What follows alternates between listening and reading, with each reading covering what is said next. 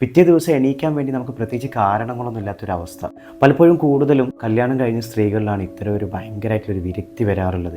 ചിലപ്പോൾ അത്യാവശ്യം എഡ്യൂക്കേറ്റഡ് ഒക്കെ ആയിരിക്കും, മുന്നേ ചിലപ്പോൾ ജോബ് ചെയ്തിട്ടുണ്ടാവും, ചിലപ്പോൾ കല്യാണത്തിൻ്റെ ശേഷം രണ്ടാമത് ജോബിലേക്ക് റീജോയിൻ ചെയ്യാനൊക്കെ ഉള്ള ബുദ്ധിമുട്ടുകളും പ്രയാസങ്ങളൊക്കെ ആയിട്ട് ഭയങ്കരമായിട്ടൊരു ബ്ലോക്ക് വരുന്നൊരവസ്ഥ.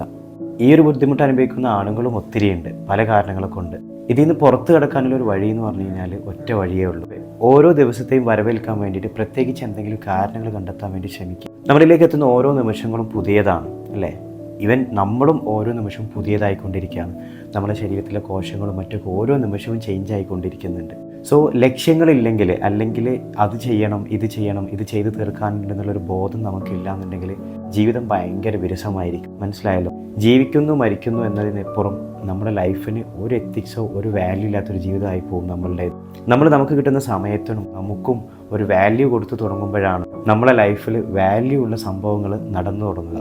സോ ഇത്തരം ബുദ്ധിമുട്ടുള്ള ആൾക്കാർ ചെയ്യുന്ന ഓരോ പ്രവൃത്തിയിലും നമുക്ക് സന്തോഷം നൽകുന്ന എന്തെങ്കിലും ഒരു എലമെൻറ്റ് കണ്ടെത്താൻ വേണ്ടി ശ്രമിക്കുക. ജീവിതത്തിൽ ചെറുതെങ്കിലും ചെറിയ ചെറിയ ആഗ്രഹങ്ങളും ലക്ഷ്യങ്ങളും ഉണ്ടാക്കി വെക്കാൻ വേണ്ടി ശ്രമിക്കുക.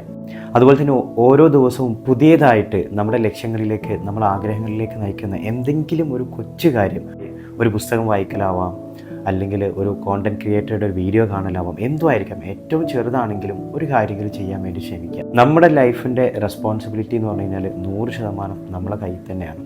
അതുപോലെ തന്നെ സമയത്തെ വെറുതെ കളയാതെ എന്തെങ്കിലും പ്രവൃത്തികളുമായിട്ട് പരമാവധി എൻഗേജ്ഡ് ആവാനും വേണ്ടി ശ്രമിക്കുക.